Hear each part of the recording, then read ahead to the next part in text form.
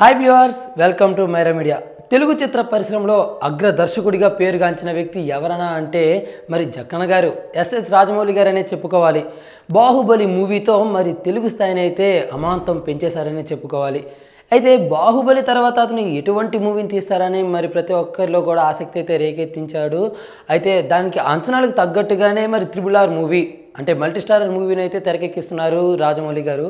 అయితే RRR movie మీద మాత్రం అందరూ కూడా చాలా హోప్స్ పెట్టుకున్నారు. ఎందుకంటే దీంట్లో యంగ్ టైగర్ ఎన్టీఆర్ మరియు మెగా పవర్ స్టార్ రామ్ చరణ్లు ఇద్దరు కథానాయకులుగా నటిస్తున్నారు.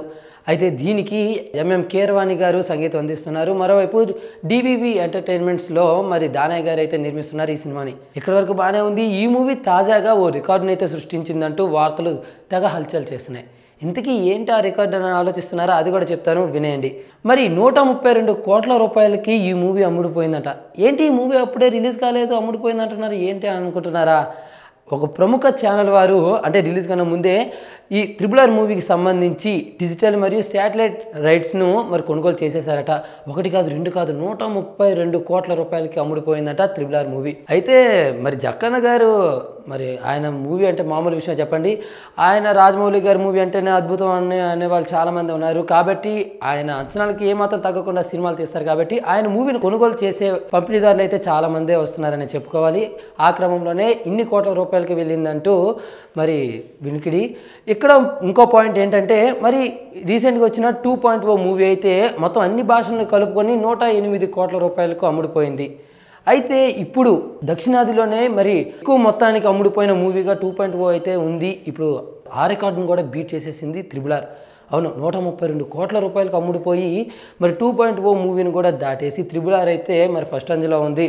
ఏదేమైనా కూడా RRR మూవీ 132 కోట్ల రూపాయలకు అమ్ముడుపోవడం నిజంగా చెప్పుకోవాల్సిన విషయం అనుకోండి. ఎందుకంటే జక్కన్న గారి మూవీ, దాంట్లోనే యాక్టింగ్ ఎవరెవరు అంటే రామ్ చరణ్ గారు ఇంకా ఎన్టీఆర్ గారు. కాకపోతే ఇక్కడ హీరోయిన్లు ఎంపిక కాలేదు కదా, అదొక్కటే ఉందనుకోండి.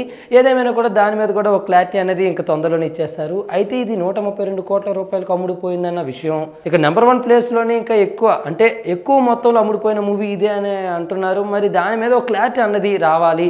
ఆడియన్స్కి కాదు, ప్రతి ఒక్కరికి కూడా దీని మీద ఒక క్లారిఫై అనేది ఇవ్వాలంటే దీని నుంచి అధికారిక ప్రకటన అనేది వెలువడితే తప్ప దీని మీద ఒక క్లారిటీ అన్నది మరి ఆడియన్స్కి, చూసే వాళ్ళందరికీ ఒక క్లారిటీ రాదని చెప్పుకోవాలి. మరి ఈ చిన్న వీడియో మీకు నచ్చితే లైక్ చేయండి, అందరికీ రీచ్ అయ్యేలా షేర్ చేయండి. దీనిపై మీ యొక్క అభిప్రాయాలను కామెంట్ రూపంలో మాకు తెలియజేయండి. అలాగే ఎప్పటికప్పుడు ఇలాంటి లేటెస్ట్ అప్డేట్స్ను మీకు అందించే మా మైరా మీడియా ఛానల్ను సబ్స్క్రైబ్ చేసుకోవడం మాత్రం అస్సలు మర్చిపోకండి. Thank you. Please do subscribe Myra Media. Please subscribe Myra Media. Subscribe to Myra Media. Please like, share and subscribe to Myra Media for lot of film news, gossips and hot news. Please like, share and subscribe to Myra Media. For more interesting updates, please subscribe to Myra Media YouTube channel. For more updates, please subscribe to Myra Media. So like, share and subscribe to Myra Media.